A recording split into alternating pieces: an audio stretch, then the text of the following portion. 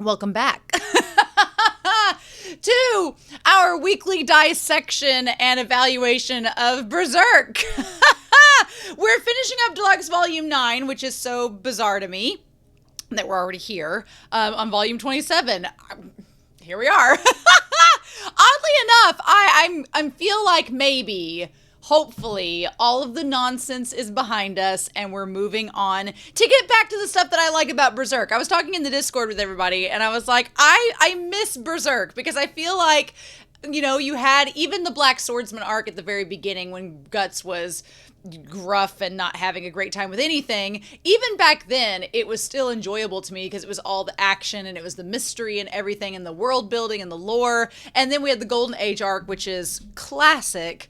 And then even with Rosine in that arc, it was still good. And then it felt like we started to get a little bit into some like really dark territory, but like, did we have to go that dark territory? And now, it felt like we were losing a little bit of the world building, and that could have been Mira tampering with concepts of religion and things like that, which was necessary because we did need to get into that before we got into the idea of the astral world and all of that. So it did play a part, but man, Ruffsville. I'm glad that we're back into like some more high fantasy, into some more world building, and getting into this thematic stuff like with Guts and the armor that I'm very intrigued about. I'm like, yes, Mira, stop with the nonsense. Give us what we came here for. That's what we want. And that's kind of where we are with Volume 27. So I'm glad we're back on that. My dog's just going to have to deal with the fact when I have this set up, I can't throw a ball to him. It's just there's too much stuff. So you're going to have to go lay down. Go lay down. So anyway, I've got a lot of comments I want to talk about, and also Whiteboard Coon has words on them now because I want to talk about them as well. So we might as well dive into that before we get started. I was going to bring Little Zod out, but then I also feel like during the midst of this battle with Skull Knight, I would be throwing him around, and I don't want to damage him. So we'll let Zod sit this one out again, but let's talk about these comments. So I did want to make a note because I went back and looked over Volume 26 again last week and thought about this, but that moment that Guts talks to Schierke and talks about an angel disguising as a monster, obviously you could refer to Slan and the God Hand as being the angels that are actually monsters, but I also thought that he could be somewhat kind of a wink and a nod to himself because even though he doesn't realize it, we, the audience, know that Guts is kind of like this heroic figure, but everyone views him as a monster. So it goes both ways. You can talk about the God Hand with it, and you can talk about Guts with it. So that's nice. Then, and how things are internally, right? Sadus7818 talks about, they had a really funny joke about volume 24, in which Guts was like telling Schierke, oh, this axe? No, I have my dad's sword, which is referring to Godo, and I thought that was really, really funny.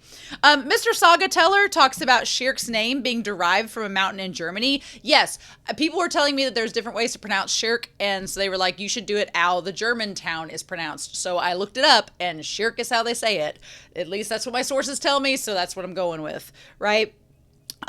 Roderick Mufasa, or Mufara, my S's and R's kind of look a little wonky in cursive. They talk about how Guts saw a glimmer of Casca when he saw her with the sword defending herself, and how he quote-unquote lost it. Now, we've talked a lot about this. And I wanted to walk into this reaction and be like, you know, we've talked about it. I feel like I've flogged Mr. Waffles enough. So what I've decided to do instead, in light of these comments, because it's like, I feel like we'll be here all day if we keep on talking about it. And I want to get back into Berserk. So what I have here is this handy dandy little thing of development. With each volume, how has our characters developed? And what have we done since? So let's review that real quick. We have Serpico. Serpico, he was injured saving the crew in the last volume, and so he had to sit a lot of things out, but he's back, helping everybody, has a bitchin' cape and a Swiffer. He's doing great. He's doing great things. I like Serpico's role in this a lot. Farnace, I had a lot of people in the comments talk about me not liking Farnace. I like Farnace's character. For the record, I like her character a lot. I didn't like back a couple volumes ago when she wasn't capable of doing anything. I was just kind of like, but I understand that, you know, it's making her character hit rock bottom. She has to get down to the lowest point and rebuild herself back up. I'm okay with it. But I do like that she has a dagger. She can defend herself. And she has a newfound respect from her babysitting gig. So she went through a lot of things last volume. I like Farnesse's character quite a bit. I wish some of her plot development was given to other characters, but there's nothing I can do about that. So I do like Farnesse's character, though. Isidro had a great volume last week. Isidro's growing up. They're growing up. They're learning to be savvy and slightly chivalrous with helping Schierke, and they're taking some life advice from Morgan from those experiences. Isidro's doing great. I love where Isidro is in all of this. He's had a really great volume. I think his character development is going in great places. And then Puck. Puck is protecting Betchy, knowing his favorite foods. Trying to hit on Ivalera. It's not working. But he's also being there for moral support for Isidro. I like that he's kind of latched onto Isidro because at this point, Guts has never really listened to Puck, even though Puck's like, fine, I'm going to be here whether you like it or not. But with Isidro, I feel like they make a good duo. I like Puck and Isidro. They fit together quite well. Ivalera is just comedy and sass. She is literally comic relief, which I am totally fine with because she's basically a female elf. So it's like, what else can she do in the same capacity as Puck, but also be different? So I like her sarcastic sassiness. She's a great character. Schierke. Schierke is being a relatable badass. Schierke is maybe my favorite character right now. I love Schierke. She's great. She has a lot of really cool nuances with her psychology, with her thinking about things, about her acknowledging her anger. I really would love her and Guts to have a conversation about said anger, especially now that he's wearing a suit of armor that channels that, and she knows that. So maybe in the future she could have a conversation about it with him. Who knows? That'd be really cool, Mira, if you could have that happen. That would be awesome. But who knows what's going to happen. So, but I do like her character a lot. Skull Knight is being a mysterious badass. I love Skull Knight. He's in my top 3 as well. I love him. I'm very curious to know how this battle with Zod's going to play out, what they're going to talk about, if they're going to give us any more exposition. Hopefully, we'll see. Anytime Skull Knight is in a volume, I am a happy person. And then Guts. Guts is potentially going to have to deal with the aftermath from this Berserker armor and it channeling all of his inner rage and his inner fury and anger at the cost of him possibly injuring himself and not realizing it. So it's a double-edged sword, literally. What are we going to do about it? So we're going to find out this volume. And he's fighting, the desires within him and his evil impulses that he has deep within him that all humans do versus his humanity and morality. The struggle, hashtag the struggle. Betchy signaled the arrival of Slan last volume, which is great. And then also helped us gain exposition for the universe here in Berserk, which I was very thankful for. So thanks, Betchy, for being that plot device. And finally, Casca, she defended herself once over the course of the last 12 volumes and was punished for it by being assaulted. And that's all she's done. My thing was, I've had several people comment in the comments section, and hopefully now that we're getting past the volumes where that was primarily my big moment, a lot of people have commented saying that Casca is representative of people with trauma. And yes, you are correct. She is very much representing that. I'm not saying she's not. I'm just saying it's a bad choice. Is what I'm saying. And the reason I say that is it's kind of like if this were a modern AU and Casca was in a car accident and she was put in a coma and the author decided to just have her stay in that coma and they just wheeled her around in a hospital bed throughout the entire story. And then somebody would be asking, but she's not doing anything and she kind of is just taking up space and being a burden to everyone around her and there's no agency with her and what can she do? Should we have wrote her in the story like this? And someone's response would be, well, people are in comas in real life. That's what it reads to me. Every time somebody says that that's an excuse, I'm like, just because it happens in real life doesn't mean your main character in a fictional story should be the person to represent that. like if you want to represent somebody that suffers through that kind of trauma, and if that's here's the thing. I don't think Miura is making Casca that representation. I think that is a fandom concept because if Miura really wanted someone to represent that type of trauma, why not make it be like a side character, like somebody that Guts meets for like one chapter and they're in this coma-like state and it's a commentary on how sexual assault causes that. And it's like, oh man, that sucks. But to have your main character that you have to follow around the entire time, and here's the thing, she is not in a state of trauma. She's wandering around chasing butterflies and falling into patterns. But when you look at her face in the manga, she doesn't look traumatized the whole time. She's just staring off into space. That's not the same thing. She only looks traumatized when Guts is around. So I'm like, no. you're trying to gaslight me into thinking something that's not true. I can't with it anymore. So I'm done with that excuse officially. Anybody that makes that excuse anymore in this manga, I will roll my eyes and not comment on it and just be like, are you for real?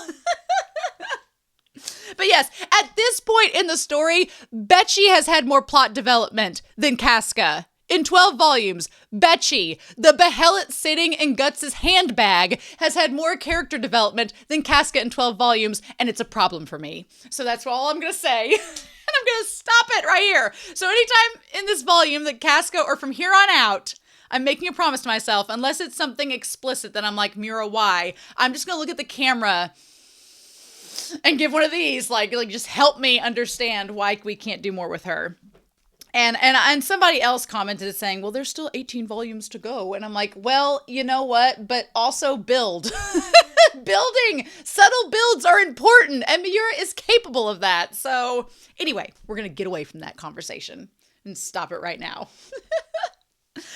Sitchy 45 talked about the world of the idea.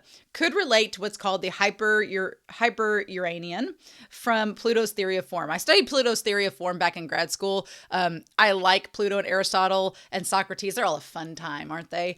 And so I'm going to talk about that here in just a second. But they noted in their comment about it being a place in heaven where ideas are collected together. The idea of phenomenon beyond the realm of real phenomenon that we all experience, and it's a copy of a perfect model. And I'm going to tie this into my theory about the God hand and the realm of idea here in a second. Considered a realm higher than the gods because divinity depends on the knowledge of the world of idea. It was a medieval, this is the part where I think that Miura, because y'all are about him historically being accurate, it's about him tying in this medieval concept, claims that God exists outside of heaven and controls it as a prime mover from the heavens to even be part of those that are moved. A prime mover is technically an Aristotle concept where the primary cause of motion is, where the primary mover is the person who causes motion in the universe. They're the person controlling the universe, essentially. Although it is important to note that a French alchemist, kind of Jean de Espagne, rejected this idea, saying that all of nature is unified and not divided into categories. So take it for what you will. This is just theories posited by Pluto through his theory of forms.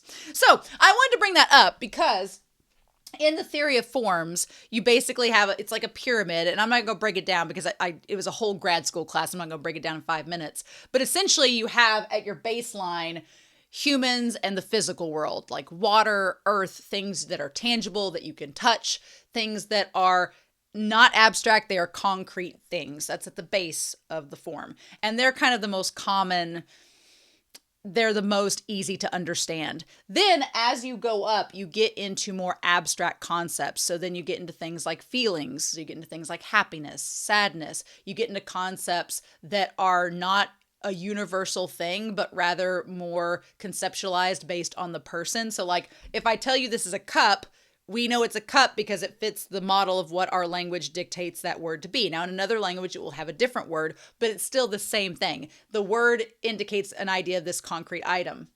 But if I tell you happiness, my version of happiness and your version of happiness may not be the exact same thing. So it's a little harder to define. So the idea of the world of the idea is this concept of this overarching power, essentially like God controlling a overall truth of the world. So my theory is that the human world and the astral world are starting to combine and connect, right? And it would be really interesting if the astral world couldn't connect to the world of the idea, but the human world could. So the God hand's like, if we can get strong enough to control both the astral world and the human world, maybe it's possible for us to break into the world of idea. And if the world of idea is this concept of a god controlling the motion of the universe, it would make sense why the god hand would want to control that. That seems like a thing that they'd want to have access to. So that's what I think the Siji's comment is kind of referring to. We'll see if that theory pans out, but I think that it's all connected there, like we talked last week in volume 26. And then Moomin points out, they had it in their post on Patreon for volume 25. They talked about Qlifoth. In Qlifoth, they talked about its connection to Jewish mysticism, which Mira's been talking a lot about religious mythologies, terminology, things like that. It's a representation of evil or impure spiritual forces.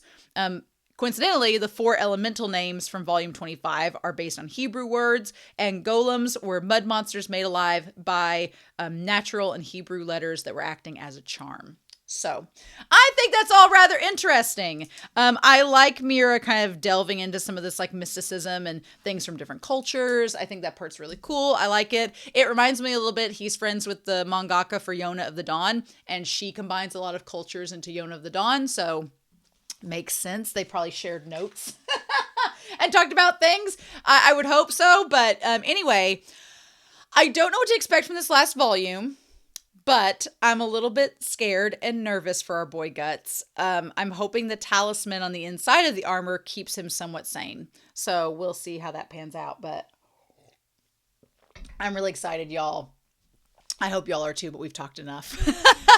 We're going to dive into volume 27 of Berserk, and we're going to do that here in 3, 2, 1.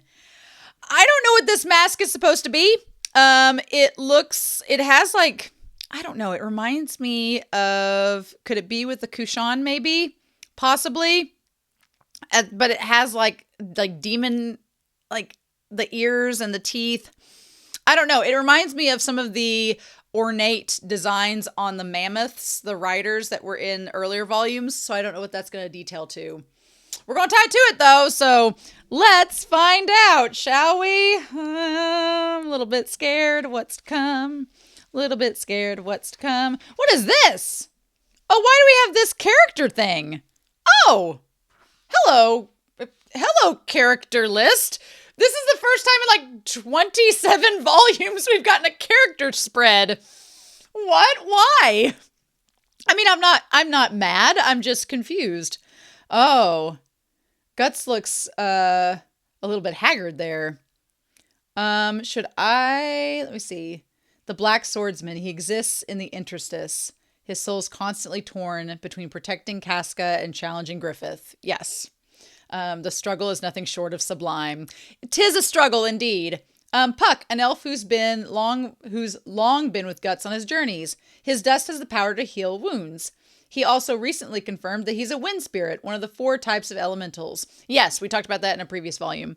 Isidro dreams of being the ultimate swordsman. Him and Zoro from One Piece would get along swimmingly. His actual talent, not up to snuff, repeatedly endangers him. Nevertheless, the boy endeavors towards his dream. He is currently equipped with a fetish granted the protection of the fire elementals. Farnace, the former commander of the Holy Seas, Holy Iron Chain Knights, and daughter of the Vandemion family, and one of the influential status and wealth in the religious sphere. She seeks to learn from Guts her own means of survival and about the reality of the world. Well, that just sums up her character arc real concisely. Casca, the former eunuch commander of the Band of the Hawk, mentally regressed from her experience in the eclipse. She now neither speaks nor conveys any feelings. She's a potato. Her brand, which reacts to evil, is thinly shielded by Flora's talisman. She's just happy to be here. Serpico, attendant of Farnace, and actually her brother. However, she is not aware of the blood relationship. He is skilled in fighting and is currently clad in a fetish granted protection of the wind elementals. Schierke, disciple of Flora, witch of the Spirit Tree Mansion. She supports Guts and others through her use of magic. However, among her spells are some beyond her mastery, which occasionally place her in great peril as she tries to aid her allies. She has a stilted side to her personality. I love Schierke. She's great. Griffith. Through the eclipse of the Crimson Behelit, he was reborn as Femto of the God Hand. Later, he was incarnated in the imitation eclipse, catalyzed by the egg-shaped apostle, thus returning to the physical world, in which he became the absolute without equal. He leads the reborn band of the Hawk. That's all we get. That's all we get about him. Interesting. Zod! Nosferatu Zod, the apostle with 2 names. He was unrivaled in his thirst for battle against the strong, but defeated by Griffith, he is now part of the new band of the Hawk. Nothing on Skull Knight, huh? Nothing on him. Keeping that awfully close to the vest, ain't we, show? Well, damn. Okay. Us having, like, a character page is so bizarre. Fire Dragon. Oh, my God. The dog helmet. What's going on with Guts? I can't do it. In my current state, the force of the odd is too intense for thought transference to get through. Yeah, I figured, look, you could see like the little clack where she's trying to get through the helmet. She can't reach him. So, of course, the armor would be that way. Of course it would be.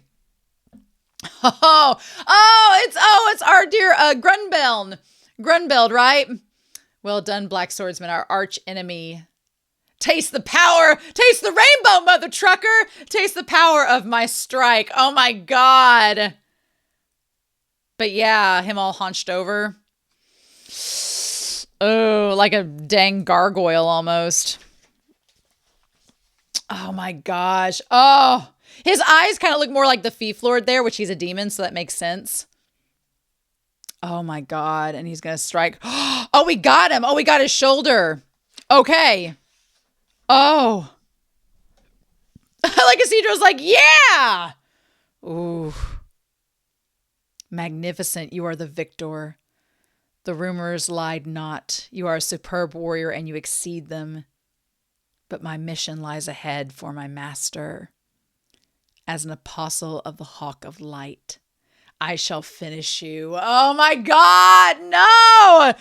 Guts, you might want to get out of there. I don't think Grunbeld's going to go down without swinging. Oh! Oh! Oh, a literal fire dragon! Oh! That whole part about them transforming into monsters, yeah. That's kind of a plus on their side. Guts can't do that. Oh my God. And he crystallized. Oh, look at the face on the front of the nose. Oh, what does Miura have against noses? I cannot figure out. Oh, shit. Oh my God. He's literally a big old dragon. I mean, this sword is called Dragon Slayer, though, right? Oh my God, with the crystals and the quartz. That is insanity, Miura. That is insane. Oh, the art. The art. Yes, please. A dragon. Yeah. Shit. I shall use this power granted to me as an apostle and lay low the Black Swordsman. Oh my God, with the tail and everything. Shit. Oh my gosh.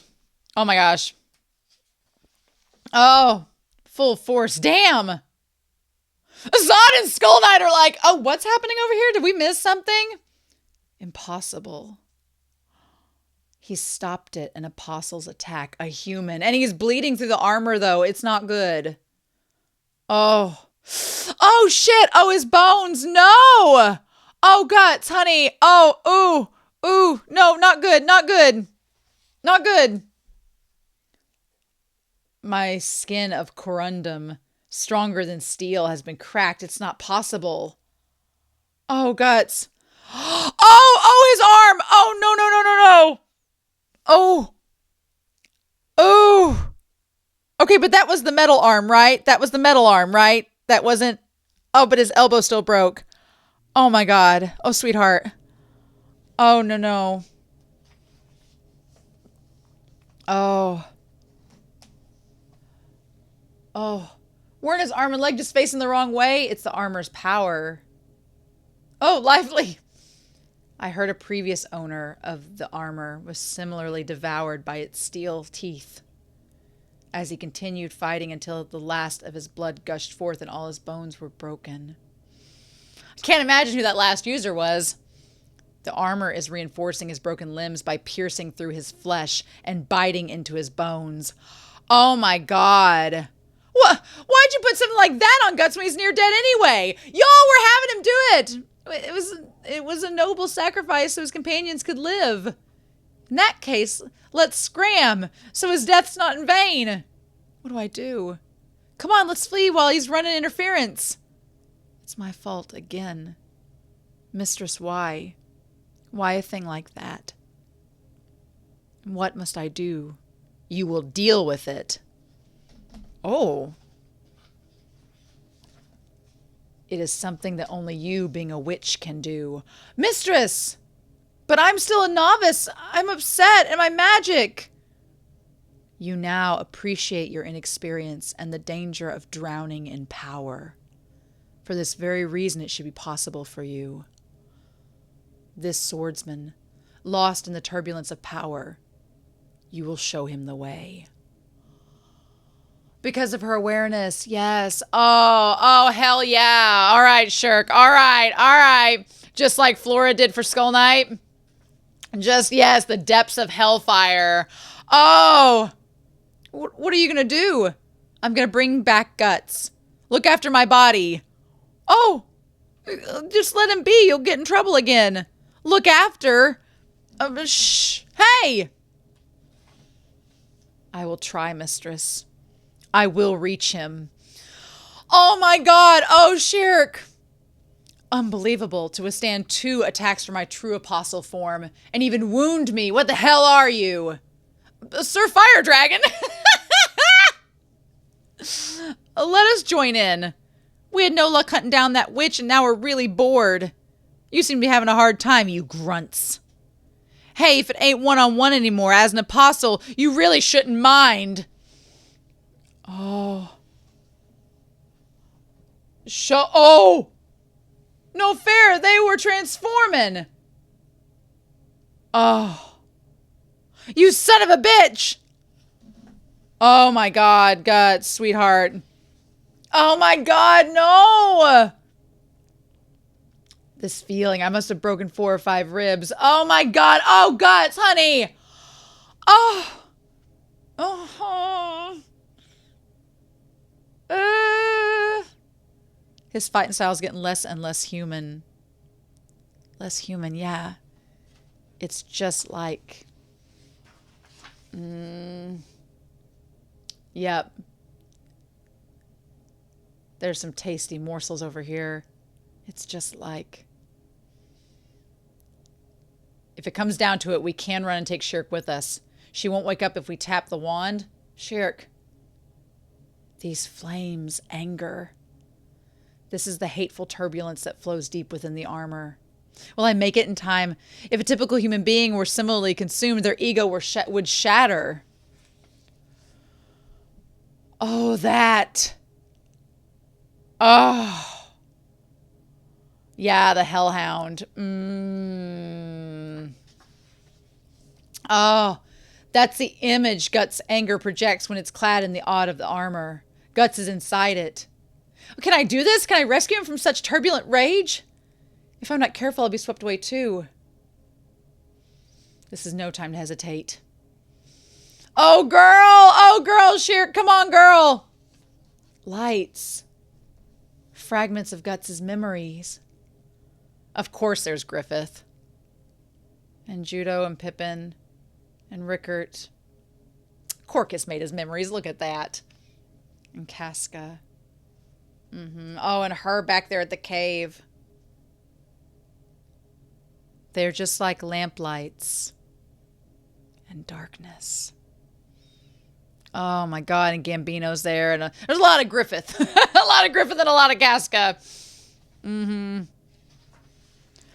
Oh my god. Oh yeah, all this beautiful light. And then the eclipse. Oh my god. All the heads, everything there, Gaston. Oh my god. And then, yeah, of course, Casca in the middle of it. Of course. Oh. The idea that this is all inside of Guts's head, like all of these inner demons. I mean, I get people have talked a lot in the comments about it, and it is very apparent. I haven't said much about it because it feels like at this point it is known. In the words of the Mandalorian, it is known.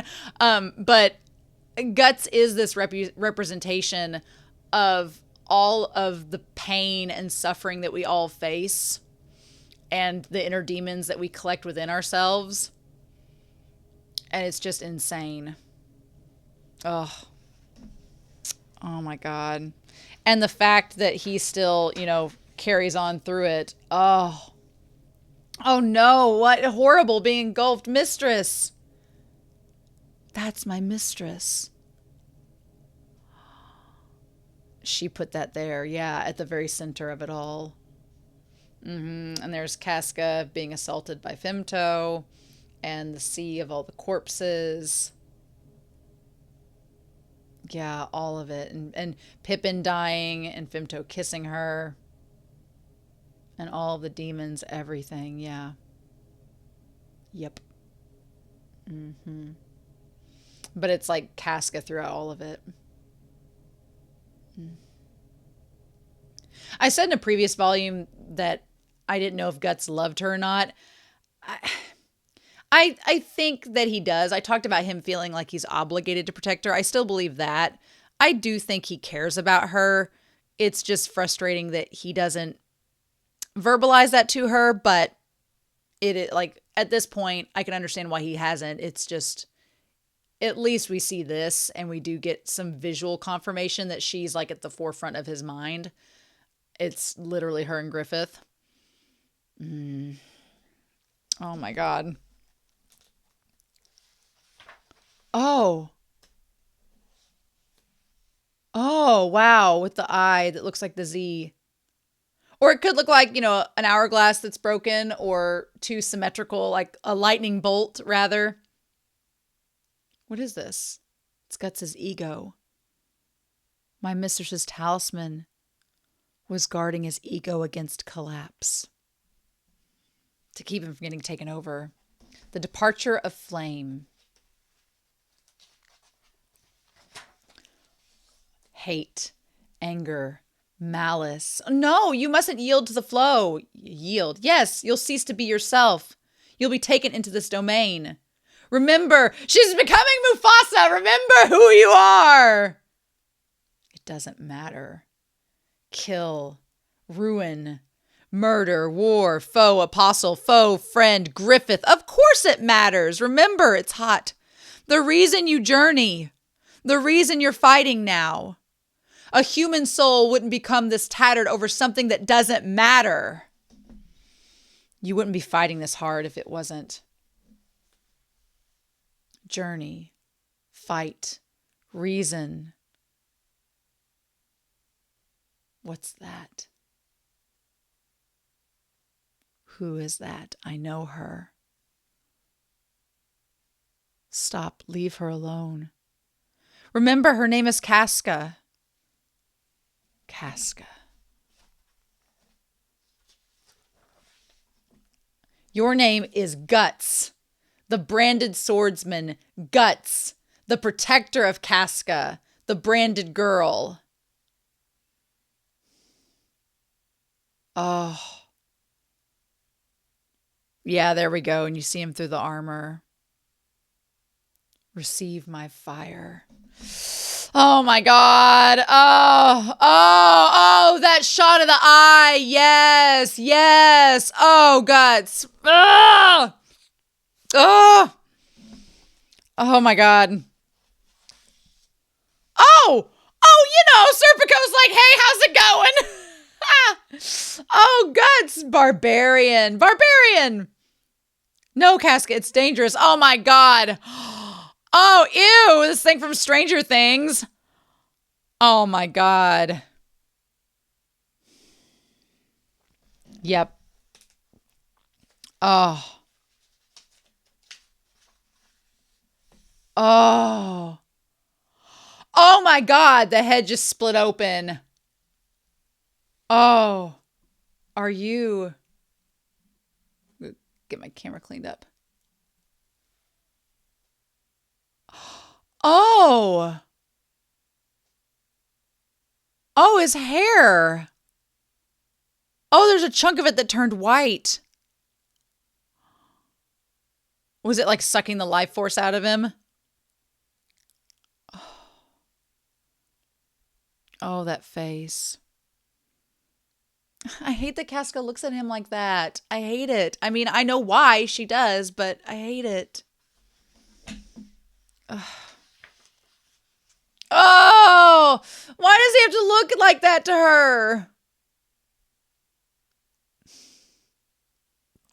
Oh, we're gonna burn. It's all right. Oh, he's got Schierke. It's all right. A wall of flame. Oh, mistress. Oh, and Skull Knight and Zod. Oh, she looks so beautiful there. Oh, is this like her like burning up? Oh my God. Oh. Oh. Oh, she's so pretty. Yes. You've done well, Schierke. Now go. The forest will not last much longer. Once the spirit tree burns down, this domain will likely close. No, I won't. This place is an interstice where time lingers for the old. And this tree and I have both lived quite long. However pleasant the sunshine, the young must not dwell here forever. The time has come to leave the nest. Go forth and from here find your own path, my dearest student. The days I spent with you were short, but in all my long life they were the most serene. Thank you. Mistress! Oh, he saved her from the tree falling on her. Oh my God. Wait, Black Swordsman!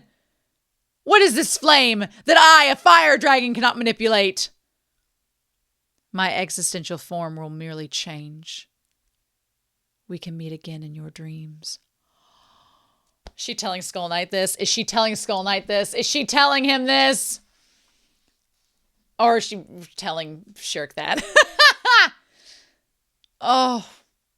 Whether you grasp the fate that stands before you is up to you. May your going forth be blessed, sweet beloved child. Farewell, my sunshine. I love she became this beautiful fire maiden like in her last moments to save Schierke. Guts with the white patch on his hair is interesting. It looks great down like that, but huh. Oh. Damn. With the little mudmen. And Schierke is a little kid. So she's been with the mistress for a long time. In her life anyway. Oh my God. Demon City. Oh my God. Oh. Oh. My heart. Well. So now we have these people on the spike. It's not women for once, so I guess we should be counting ourselves grateful for that.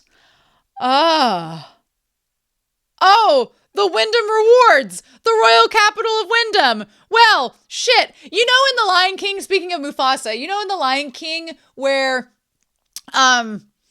like the Scar takes over the Badlands, he takes over the Pride Lands, and they just become this desolate wasteland because he just lets the hyenas run and take over everything. This is kind of like that.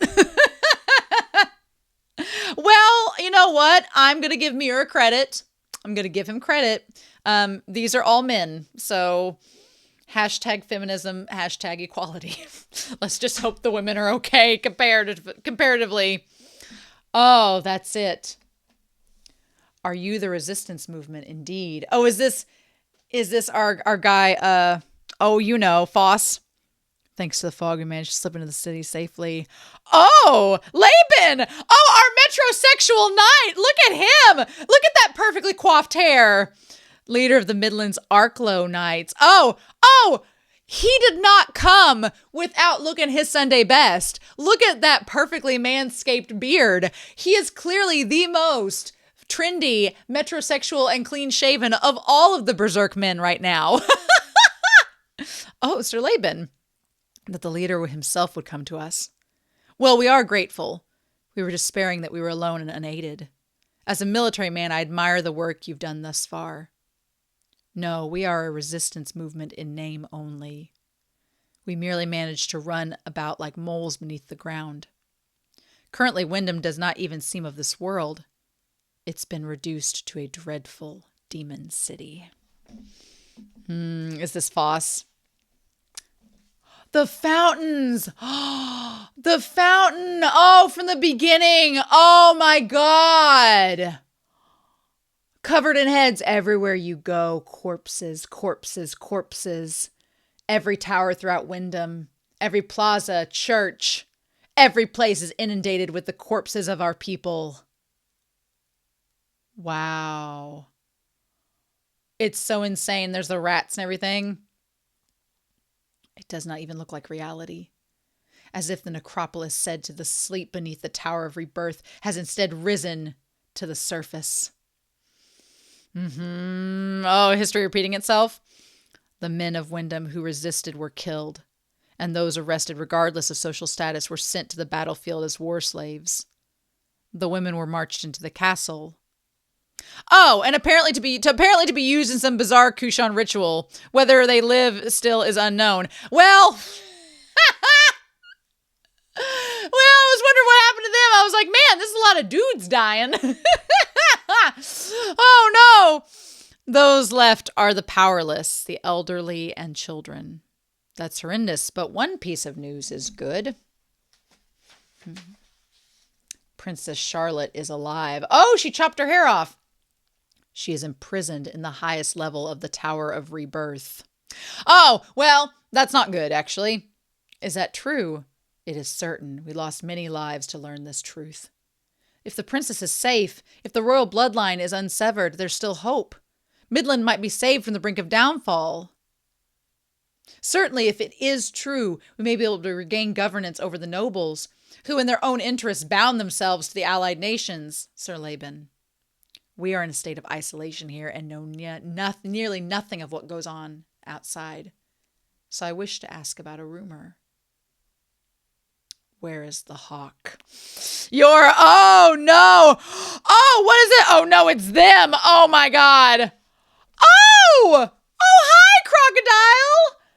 Oh my God! What is that? This way, Sir Laban. Oh my God, these crocodiles. What is that monster Kushan sorcery? Is it Kushan sorcery, though? Is this Kushan sorcery? It may be difficult to believe, but it is the only explanation. The Kushan use sorcery to manipulate half-beast, half-man monsters like that one. But that's not it. That's Griffin. That's Griffith. As I said, it is not a metaphor or exaggeration. Windham has become a demon city where bizarre beasts run rampant. No, those are apostles, right? A demon city. Unless the Kushan are doing something to try to counteract Griffith. This should be far enough for now. Unbelievable. Never mind that I just saw it with my own eyes. Our sentiments exactly. The day came when this fog covered the city, and as though summoned by it, these horrors began to prowl the streets. Citizens fear them, confine themselves to their homes and cower. Everyone says the same, that this no longer seems real, like we've wandered into a nightmare. Indeed. Oh, this is no realistic theater of war. Oh my God, the elephant is now an apostle. Oh, wow. Oh. Ha. I wonder if the Kushan have Behelits and are using the women as sacrifices and they just killed the men. I mean, if we're thinking about this, in Miura's world, these ladies can't defend themselves in Miura's world. So, and I know, in history, ladies weren't trained to fight, blah, blah, blah, blah, whatever. So, by that logic, we're going to kill the men that could defend themselves, and we're going to use the women as sacrifices to get these people to be turned into apostles based on these animals or whatnot. Maybe? Possibly? Who knows? Oh my God. Oh, arrows from where? Oh, or the Kushan. Okay, so because these guys work for the Band of the Hawk and Griffith, right? So this is the tricky part about all of this. Regardless of if the Kushan are just trying to fight back against whatever's happening and they're just as freaked out as everybody else. And I'm not justifying what the Kushan are doing. We don't even really know what they're doing at this point. But the Band of the Hawk right now is not good. I wouldn't label them as good guys, but they're trying to convince everybody that they are when they're actually the opposite. And as we know, Conrad bringing the plague into the city is what caused it to weaken for the Kushan to take over in the beginning. So this is all part of an elaborate plan, right? Oh, citizens of Windham, wait patiently. The double moon there. In due course, will the miasma covering the city be swept clean? A strong wind will blow. Who are you? I am charged with a mission. I must go now. Hide and make ready for the tempest the hawk brings. What did he... The hawk? I feel them. Several inhuman presences trespassing in my domain. It's futile with this fog. All lies in the palm of my hand. But come. Come to my demon castle, vanguard of the hawk. It's so interesting because clearly we know that Griffith is like the Antichrist and the Band of the Hawk are a bunch of demons. None of them are good. They're trying to manipulate everybody into thinking that they are good, but they are not.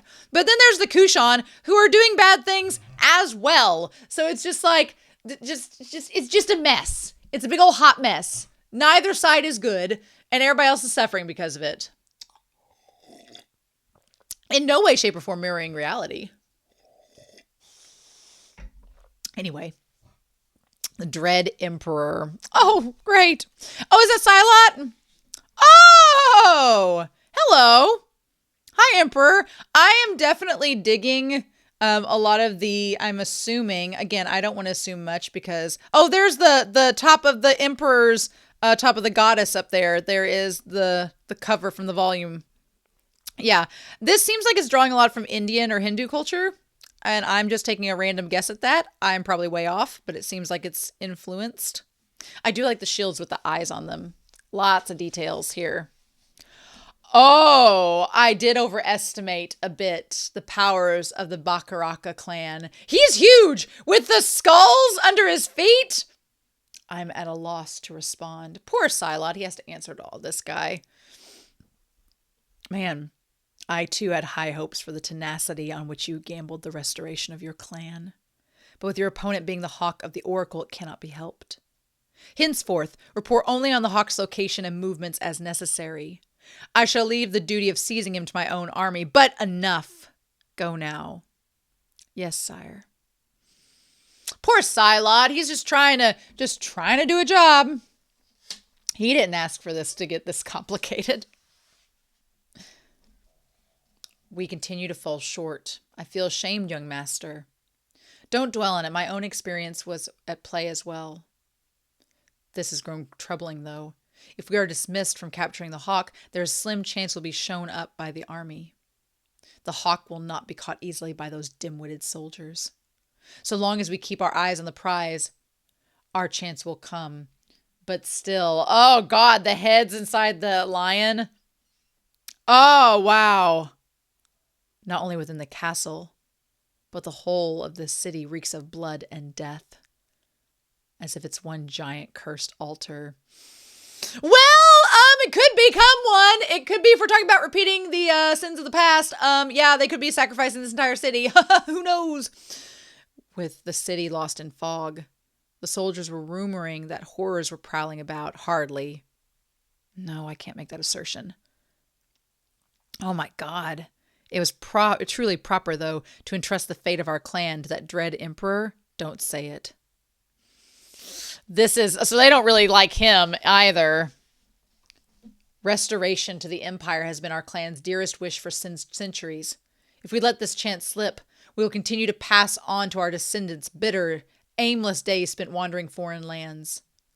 I spoke unwisely. Enough. I like this Silat. His friends, his comrades, they're so nice to him. And he's just like, it's fine, guys. You know, we're just trying to make our things better for our kids one day. I'm like, oh my God. But indeed, the great Emperor Ganishka is a dread emperor. Oh, awesome. Going to the Tower of Rebirth. I can't imagine what we're doing there. I feel for Silat because Silat, it seems like all him and his clan wants to do is reclaim some land that they lost centuries ago and have freedom, and they can't do it alone, so their benefactor just happens to be a terrible person. And I feel a little bit for Silat. I really do, because I can tell he's a decent character. He's not got a lot of malice. The Emperor, on the other hand, not getting good vibes. Not whatsoever. Oh, well, there's Charlotte. Man, girl got a cross-stitch habit going. She has got her Etsy shop ready to go.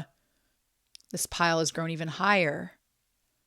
A horde of men entering a ladies' room without notice. Is that not impolite? Throw her out for a time. Oh, and hand Princess Charlotte. Anna. I presented you with a full set of embroidery tools as a means of diversion. But at this rate, you may do yourself more harm than good. Are they all of Griffith? It's no wonder, though, that one who is a prisoner would find comfort in such pieces of cloth. See, at first I was like, oh, well, that was nice of you to just like keep her as a hostage in the tower. Let her cross stitch. We're doing no harm. So far, you're passing all of the tests, but I don't like where this whole have you prepared yourself then. I don't like where that's headed. Not one bit. Nope. I was like, I was going to feel a little bit better about you, sir, but I'm slowly dissenting upon that. Oh, of course.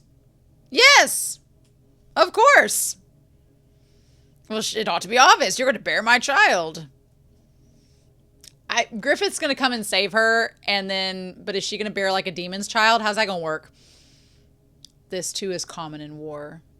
You should know this as princess of a kingdom. Ew. Your espousal of my lineage enables the rule of my empire to spread to this land without further useless conflict. Do you wish to be a princess of a ruined kingdom whose folly massacred her people? Girl, I feel so bad for Charlotte. Like, all she's done is had these guys push themselves on her. Like, she didn't ask for any of this. Why? It is not as though I was born of a beast. Oh, I've given you ample time since the city fell to prepare for this day. Oh, how nice of you. You gave her cross stitches and said, you know, sew till you're ready. Just, what? Oh my God. I was going to write up on Whiteboard Coon weak sense nonsense because I had really high hopes, but...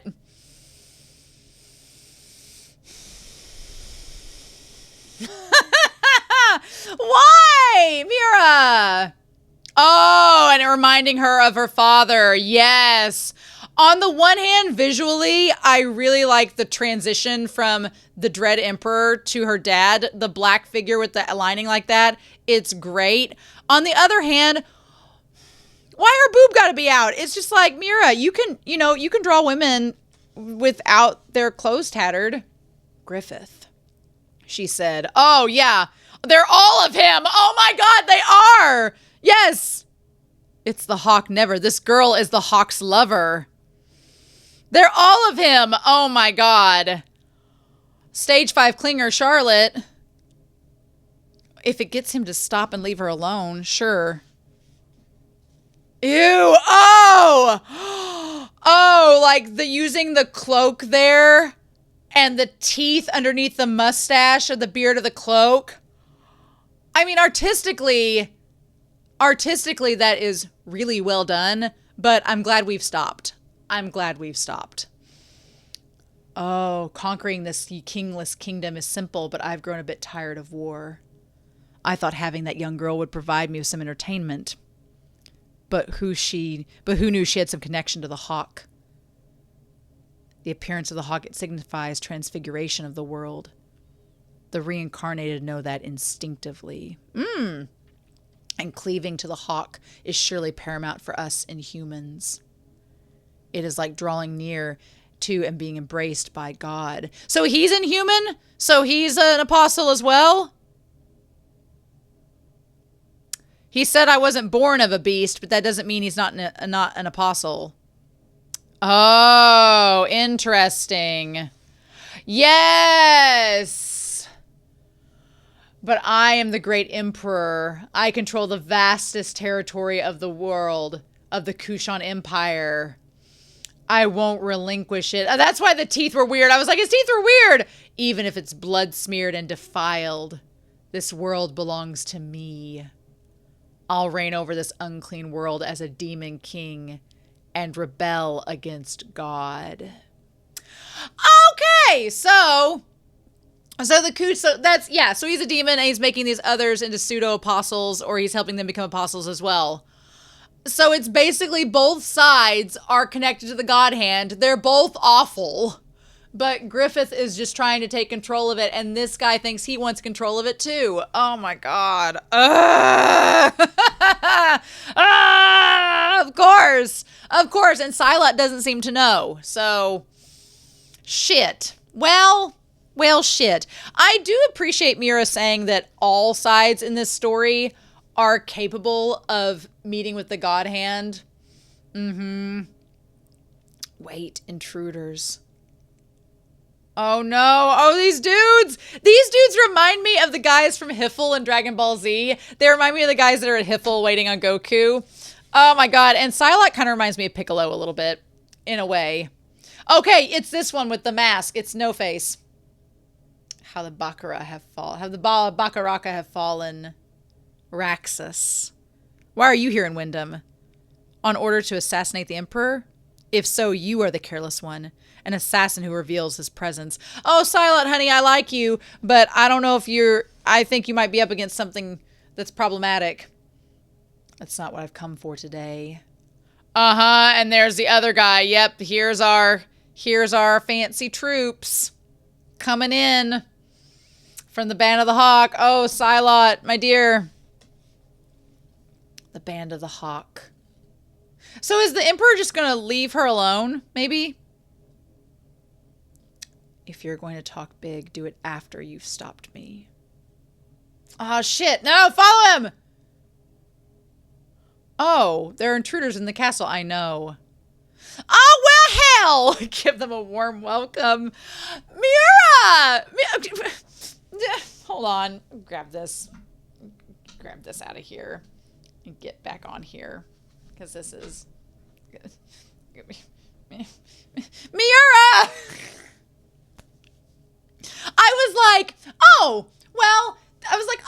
The men, they just got killed instantly. They got killed, they got left to be eaten by crows. I mean, at least he spared the women this time. No!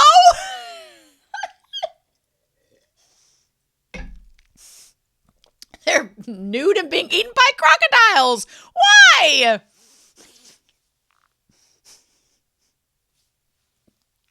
It did make me feel better. There was somebody, I think it was Damage 3245 was saying in the comments that when they see stuff like this, it makes them feel bad for the women and that they should be avenged. And I was like, I wish more people would comment about that in the comments. I wish there were less comments about how I'm focused on how this is bothering me as a woman. Like, why should I be bothered? And I would like to see more comments being like, yeah, that was really gross. I hope that Emperor gets what's coming to him.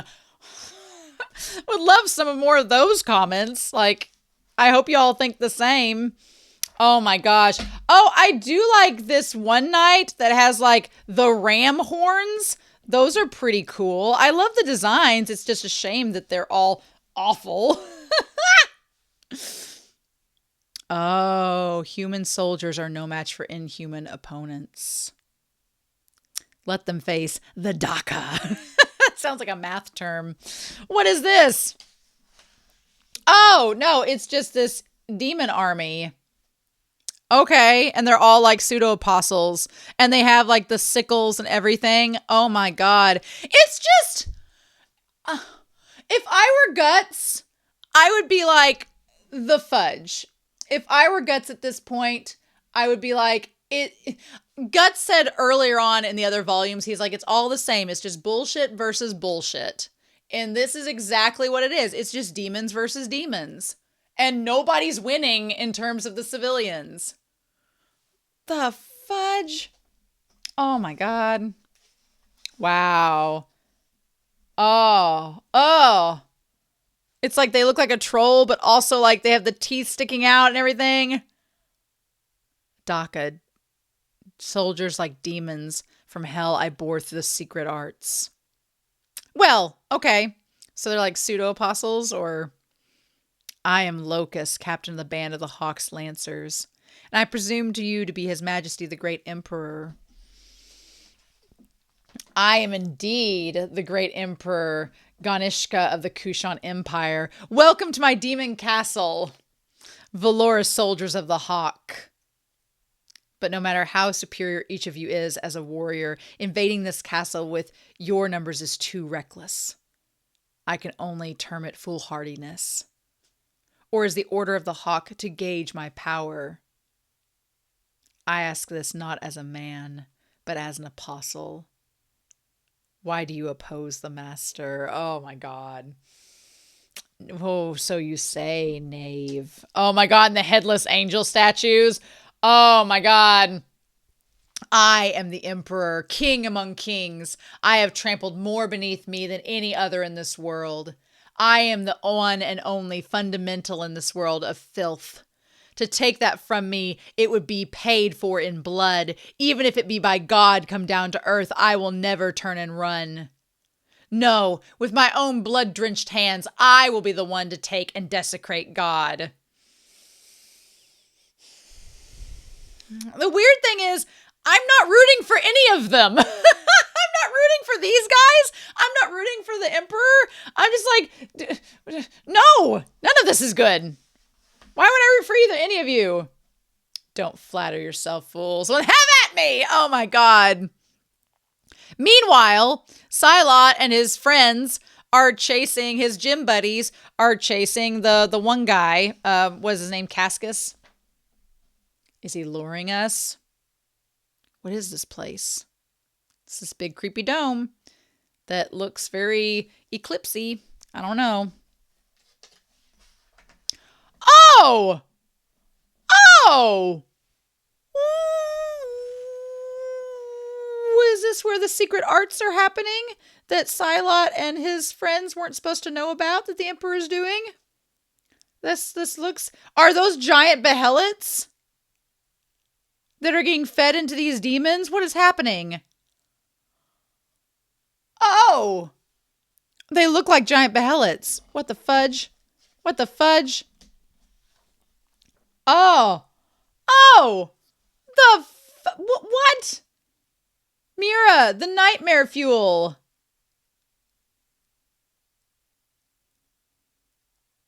Ah!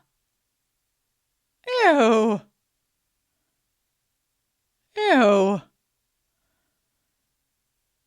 Why is she getting lowered into this anus with spikes sticking through it? Why?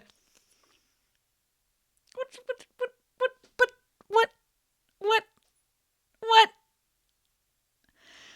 This is like the definition of WTF is what this is. This is the definition of WTF. What? Oh my God. Oh.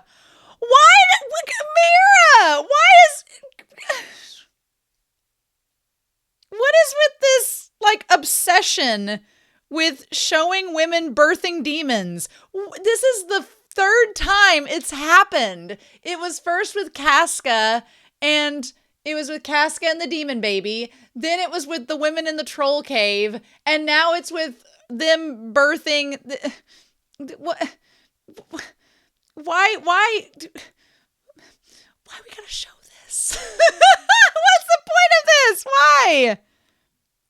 Illicit sorcery. Oh, and they're all the little babies. Yeah, so they're basically demon babies. Damn it, Slan was trying to do that with her trolls, and now these guys have got a whole factory for it. It's just the same shit on both sides. We got to see Silat's face. Yes, he's like, shit, this is bad news. Bad news bears. Interesting. Of course they're using apostles to birth demons. Those apostles' body interiors are linked to the beyond. They're patched together, stilled alive, and filled with amniotic fluid. And when pregnant women are submerged, the offspring are infused with evil, and demon children are born. What do you know? I'll tell you this one thing. The one who is your keeper, he's truly a demon king and not a man. So this guy, oh, gross. They're eating all the...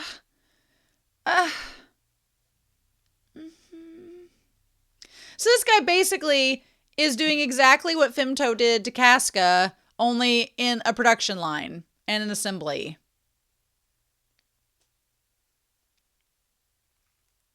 Comment on how this scene made you feel. Because it's so gross.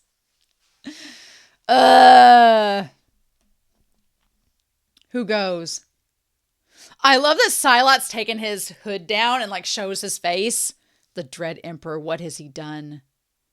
What does this mean? He's opened the gates of hell.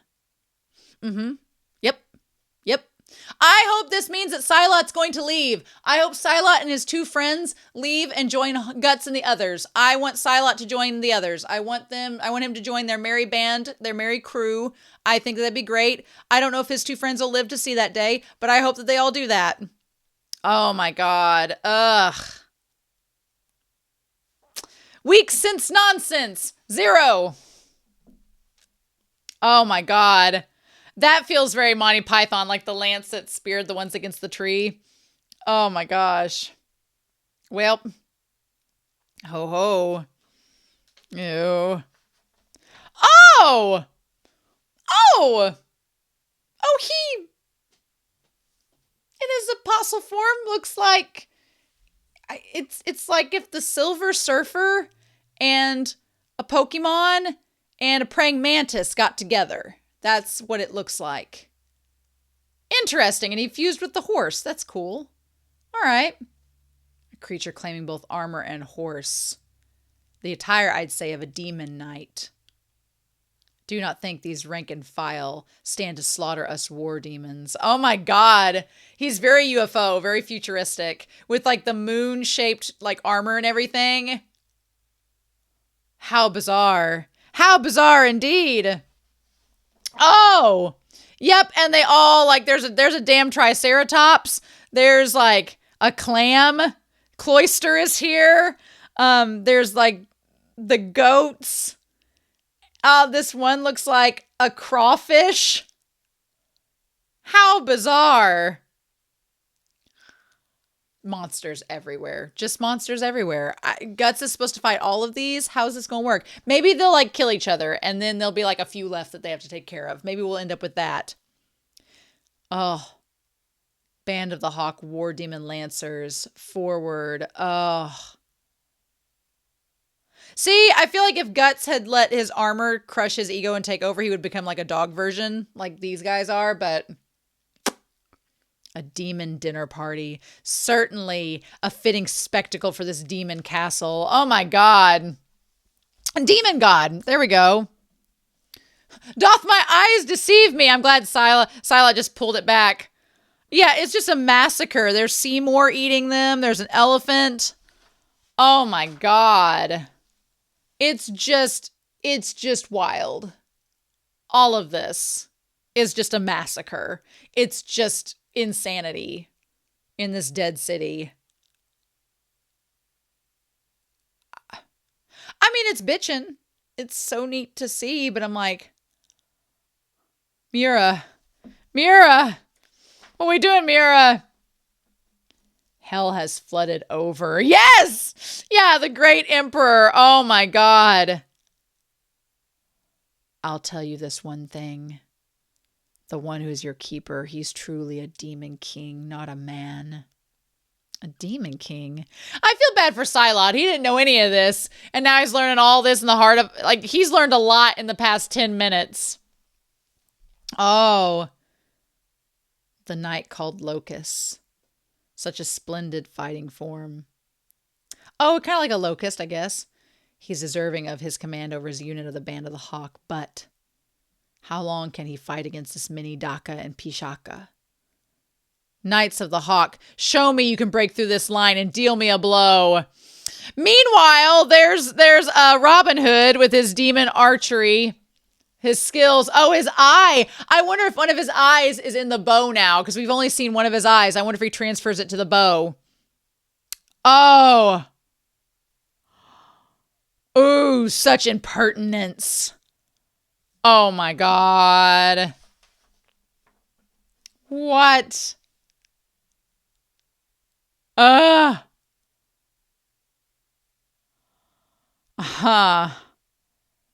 we go. Silat, if you didn't think that your emperor was a demon before, you probably do at this point. I would presume. Heed my word, pygmies! So proud of what little evil you harbor within you. Feel the touch of true power. I don't know. Griffith has a lot of evil in him, so if anybody's going to rival him, it is probably going to be Griffith. I'm just going to take a hot guess. And he's probably going to show up.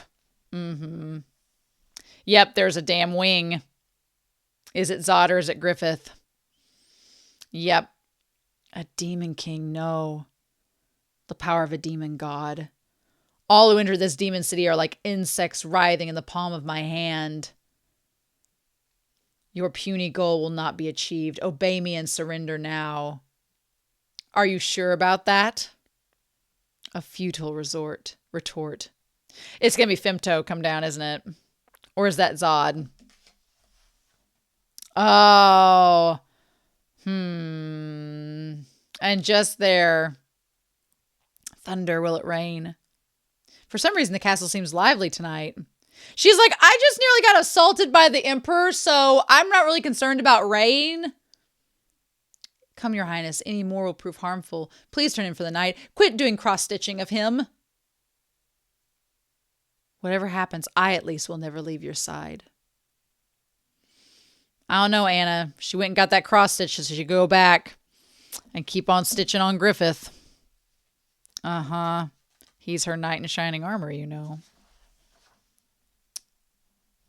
The wind.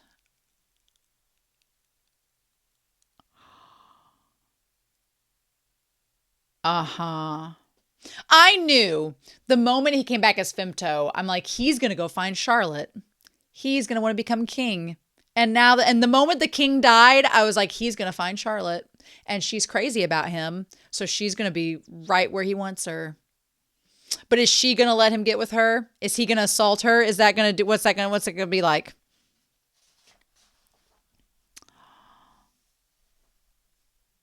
That embroidery is a window. One that exists to free your spirit from this tower. Ergo, this is my role. The one depicted beyond the window. Oh, it can't be. The sleeping princess awakens. Uh-huh. Uh-huh. There he is. There he be. Is the princess of the uterine sea going to be jealous of Charlotte if she becomes Griffith's bride? It feels like a very Frankenstein and Bride of Frankenstein moment, except she's totally into it. Girl, you don't know what you're thinking. Though it be discourteous, I ask once again your pardon, Princess Charlotte. Oh, Lord Griffith. It can't. This is a dream. A dream. It has to be over and over. Asleep or awake. It's all I think about. I lost track of what was a dream and what was real. I mean, something like this is too much to seem real. Like a little girl's dream. A knight come to rescue a captive princess. Even I laugh at how childish it is. It's so high up here. I mean, beneath the moonlight, you're just like, is he going to kill her or is he going to court her? Uh-huh. But please, I beg you, don't disappear like that time. Oh, that time when he was at his lowest point and he, had like revenge sex with you. A princess who pricked her finger with a needle fell into a deep sleep. There was a story like that. Is this pain a dream? Yeah, wow, like Sleeping Beauty and the oh, and the spindle or not. Oh, you catty bitch. You didn't care about her at all before. You just wanted her, like, influence to be the king. I refuse to believe that you like her.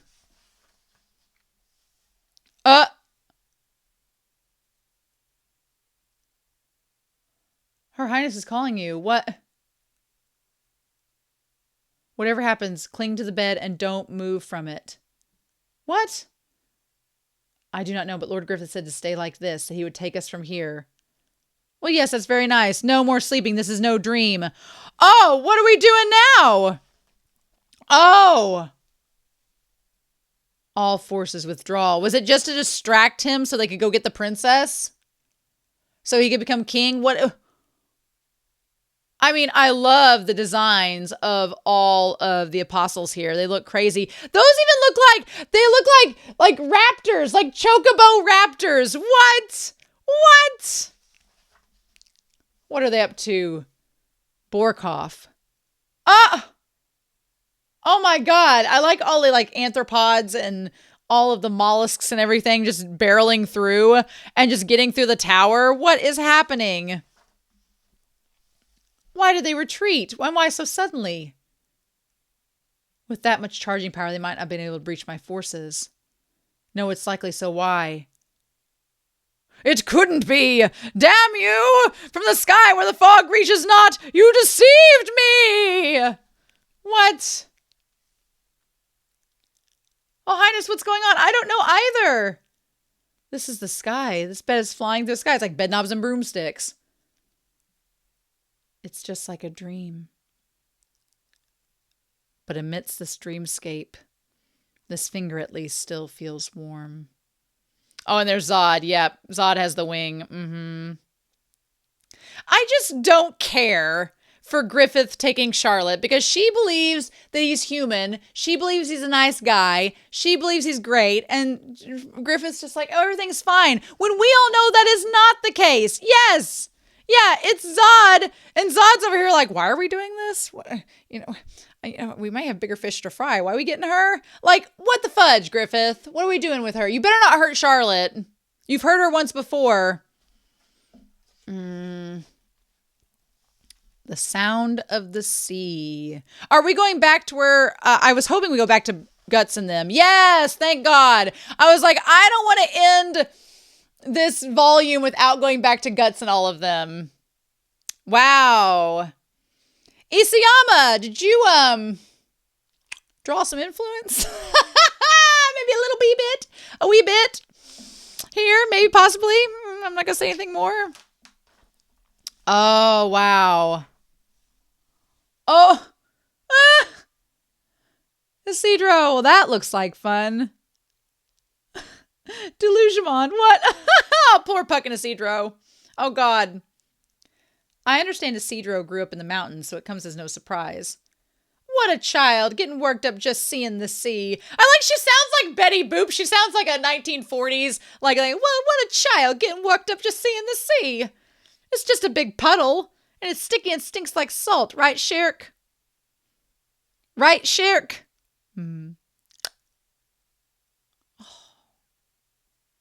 Yep, and he's got the stuff around the armor. Wow, and he took off parts of it so you can see his arms and the metal hand. Wow. Yeah, so he took off the helmet. Took the helmet off, and he took parts of the arm and stuff off, so he's more mobile, maybe. Wow, but look how scarred up his arms are. Oh, I love that shot where he gives the hat back to her. I love that shot. Thanks. What's got you so distracted? His hand's shaking. Wow, and the white patch of hair. Guts, are you all right? No. My body's not all that delicate, don't worry. But you really should take off the armor and rest for at least 4 or 5 more days. Oh, the talisman your mistress carved into this armor. And that necklace of Casca's aren't meant to hold up forever, right? I've already been laid up almost a month. Ah, we can't waste any more time. Okay, so they've been there for nearly a month. Okay, so some time has passed. Okay, and they got this necklace that's supposed to protect Casca. The pain definitely doesn't fade as much as it does when I'm fighting. But still, thanks to this thing, our journey won't be delayed. Even the wounds are a lot better thanks to your strong medicine and the bugs. The bugs? What do you mean bugs? Plural. Oh! He called Ilvalera and Puck bugs. What do you mean? Don't let me in with that chestnut runt. Poor Puck.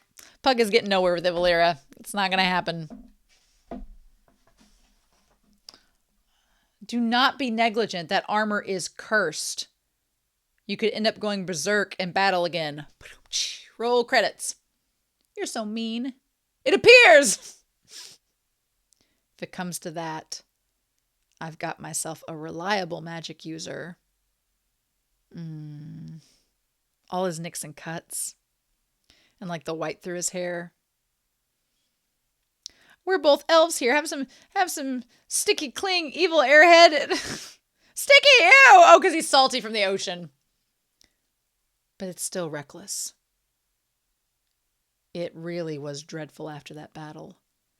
The armor ate into his body for days, unable to be removed, and the bleeding continued.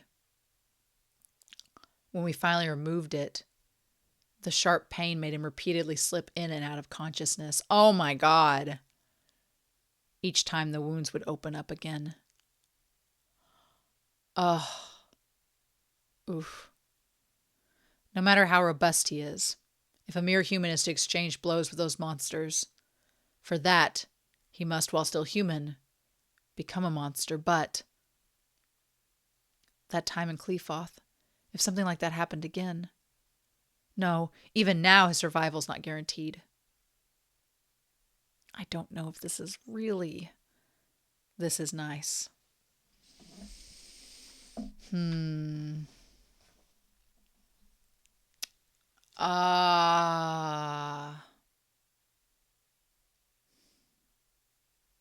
Them all in the sea. I like that Serpico doesn't get in the water. He just stays on the outside. And he gets to see Casca smiling again.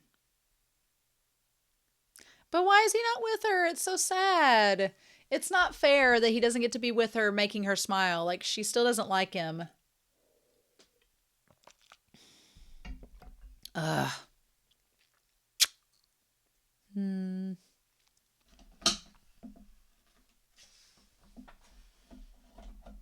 I thought never again.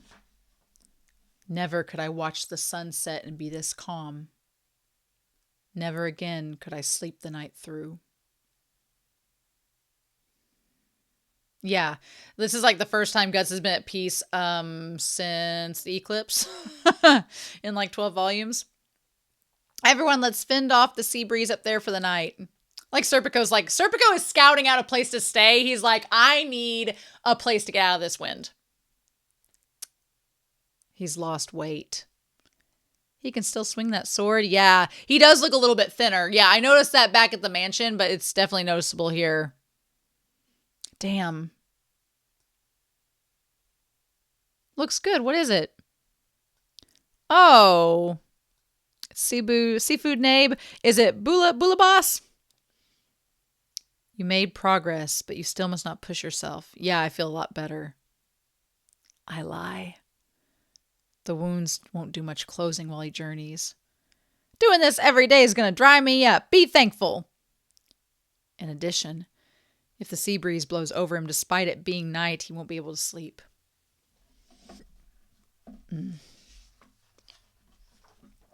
Oh. I do love the way that Mira draws Guts' face in these chapters. It's just, he looks very solemn and kind of melancholy, but in a softer way. This is my first bounty of the sea in so long. I wish to practice my art. Is it too salty? No. It just reminded me of the cuts in my mouth. This stuff's good. What's with that hair though? Yeah! You don't look like the black swordsman now. Say what you want. The mostly black swordsman. The slightly white swordsman. Mm-hmm. Oh. What kind of place is your homeland anyway? These crab and shellfish corpses are pretty good. Cannibalism! It's barbaric. It's tasty, though. That takes care of your clothing makeover for now. Your equipment layout is altered with ease of use in mind, if I may say. Not bad. You're a handy guy. Elfhelm, a utopia amidst the sea, far to the west. The flowers blossom, the birds sing, and the elves dance the day away, etc. Elf hell. Oh, all of the elves! Not elf hell, Elfhelm! It's swarmed with guys like you, right? Elf hell! I heard of it from my mistress. On a legendary island in the Western Sea, an island called Skellig. Like the forest of the spirit tree, it belongs to the interstice, so it is unrecorded in that area of ocean, and regular humans cannot reach it. Skellig sounds familiar. Am I thinking because of Skull Knight? Skellig sounds familiar, but I don't think I've heard it in this story. It just seems like something I've heard before. Well, if it ain't recorded, hey, so long as we have my elfin navigation. You mean a homing instinct, like a bird. Well, they are wind spirits, so you know. It is said that many magicians live with the elves on the island. Oh! Show them your true power. I've always wanted to see it once with my own eyes. Oh, interesting. Won't they be the ones treating you like a bumpkin? Who are you to talk? The place you lived was quite nice, but primitive. He calls that solace? I'm Schierke. I have an earnest request to make. Serpico's like, wait, what are we're making requests? What are we doing? What are we doing? Lady Farnesay, what did you just say? Would you be willing to teach me magic? I like Isidro's eyebrow, like, what? And Serpico's like, oh, girl, do it. Do it. If Farnesay can learn something and defend herself, yes, please. Whoa there. Wow, so Farney wants to become a witch. A side job to babysitting? I'm gonna hold on. I've been thinking about it ever since the trolls. Yeah, well, that would be enough to make you want to learn magic. I can tell you that. Yeah, but I don't think it's a good idea for a grown-up to be disciple of this little duckling. Your dirt disposition showing through, my dear disciple. Hold on. Serpico's like, now wait a minute. To be honest, my heart trembled that time. So much dread and excitement. At all the miracles you caused and the art called magic. Oh my. Well, ain't you got no pride as an aristocrat? Pride's alone's nothing. In this unknown world into which I took my first steps, I was powerless. I just hugged my knees and cowered. But when the time came I had to protect someone, even one such as I, what gave me courage was Casca and the magic dagger I got from you. Well, but that's just a silver knife. So, it's kind of starting to sound like flattery. Everything she says is exaggerated. To me, the dagger was undeniably magic. Right. So it wasn't magic? Sure, you didn't give her a magic dagger at all? Why didn't she? She needed it more than anyone. Flora said, accept the great mysteries and explore the entire universe from within your world. That is the way of magic. If there is a light of reason that illuminates the unknown darkness, then please, I ask you to impart it to me. I like that this idea that Farnesay has gone from being this like religious zealot that was denouncing all magic and heretics and all this to a girl that's like she wants to learn magic to save herself and the people she cares about. It's a big full circle moment for sure. This is no show. Like Isidro, Casca's over there licking a plate. And then Isidro, it is said that magic is quite unmasterable if one can remember a time when they did not study it. That is because more than any other reason, as a person ages, they become bound by the worldview of the physical world before their eyes, and those prejudices become harder to abolish. So talking basically like in the real world, when you learn a behavior and you grow up in an environment, it's hard to change that environment as you get older. But it's not impossible.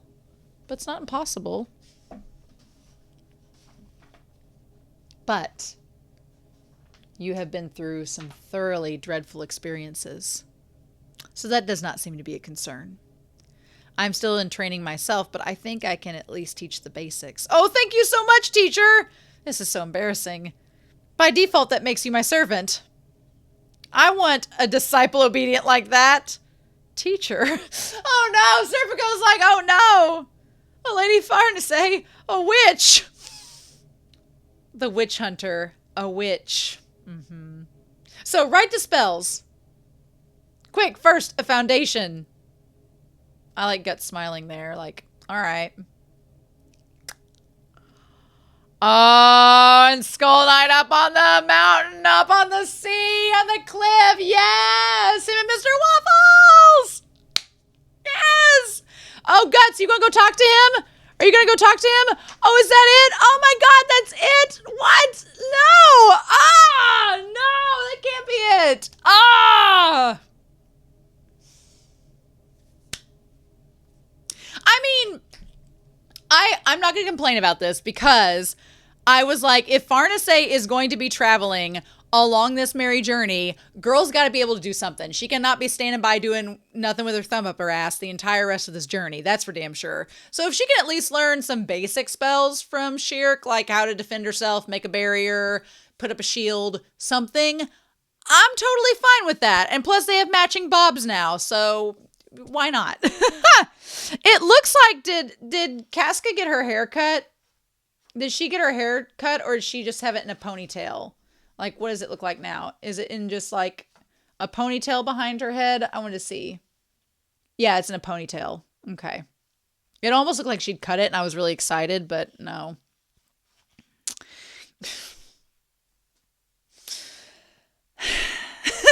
Y'all know what I mean. I want Guts talk to the Skull Knight. Give us more exposition in volume 28, please, Mr. Skull Knight. So we have the covers. I do like the cover of volume 25. It's good. Volume 26 with Guts and the Berserker Armor makes sense. Oh, wow. That cover would have been a spoiler with the white hair showing up. So my question is the Skull Knight, can he show Guts what he looks like, or is the skull his face now? I wonder if the Skull Knight used the Berserker Armor so much that like his flesh and blood like melted away till he was just a skeleton. I want exposition. I want things before they travel. I want all those things. There were some posters at the front of this I want to look at. I didn't get a chance to look at them because I didn't want to be spoiled, but there's one of Schierke with Isidro. Oh, and it's Schierke. I'm glad I didn't look at these. These are so spoilery. It's Schierke teaching. Oh, Schierke's hair is, I assume Schierke was redheaded like Isidro. I thought one of the volumes made her redheaded. She has like silver hair there. Hold on. I thought she was, does she not have red hair? Does she not? I really thought she was a redhead, honestly, going into this. But, oh no, she has like green hair. Oh, she has green hair. Well, that's even better. I like it. All right. The green and purple are my favorite colors, so I'm all for it. Oh, I like Ivalera is like pink and Puck is blue there.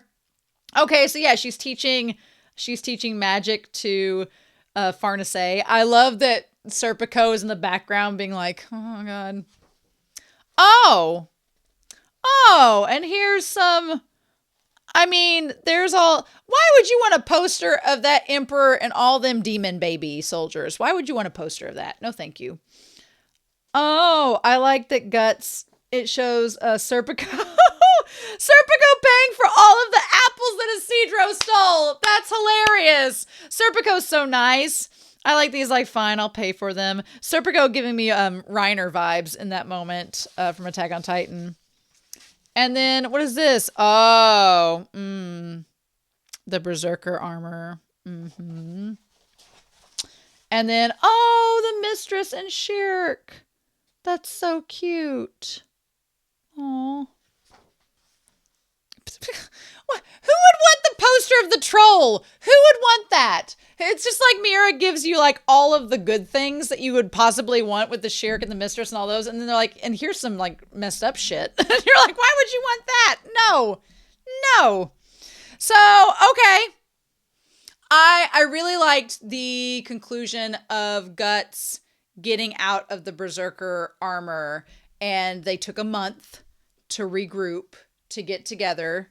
Good. I thought that was great to see on here. I love the concept of Schierke helping Guts. I love the concept that she's kind of like, I think it's kind of like Skull Knight and Flora, Schierke and Guts forming this dynamic. I like it a lot.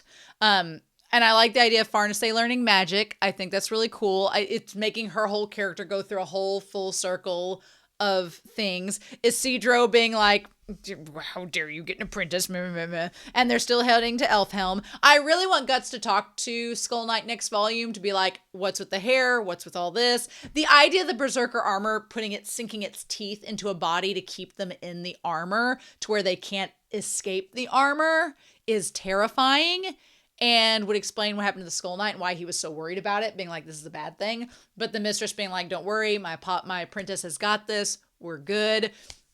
I love everything about the adventures of Schierke and Guts and all of them. I'm not going to say anything about Casca, but y'all know where I stand about her character.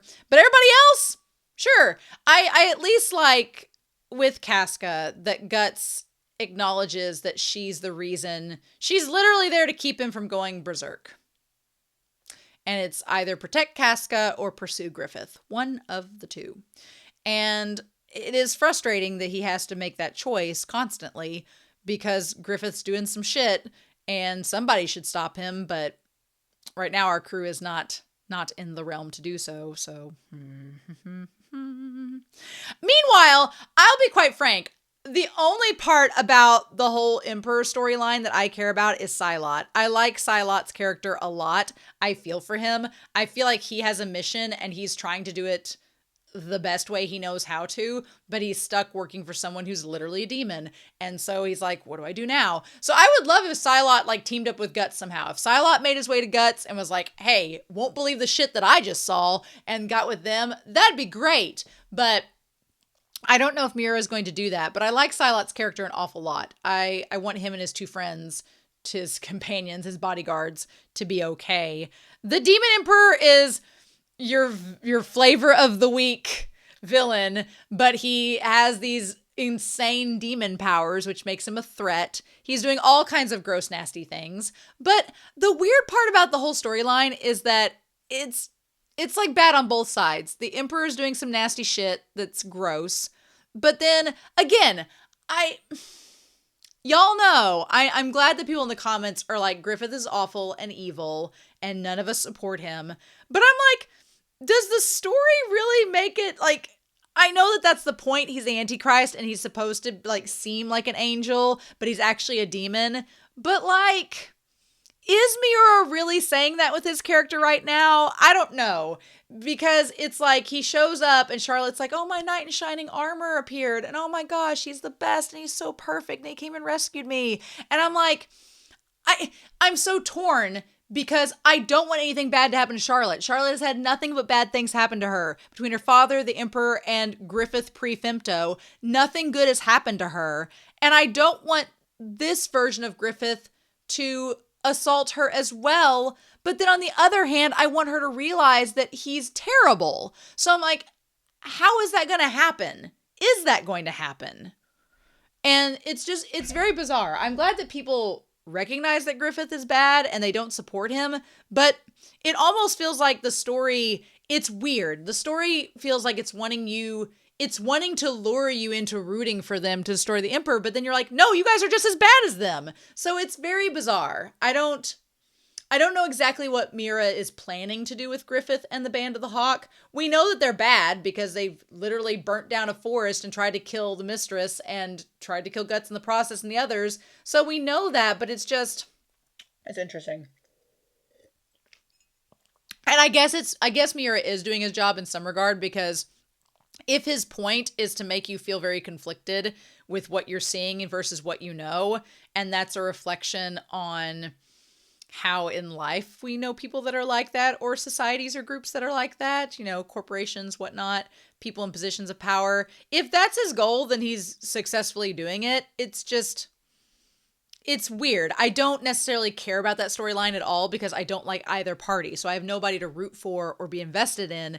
I'm literally invested in Silat and Charlotte's well-being. They are the only two characters in that whole scenario that I actually care for.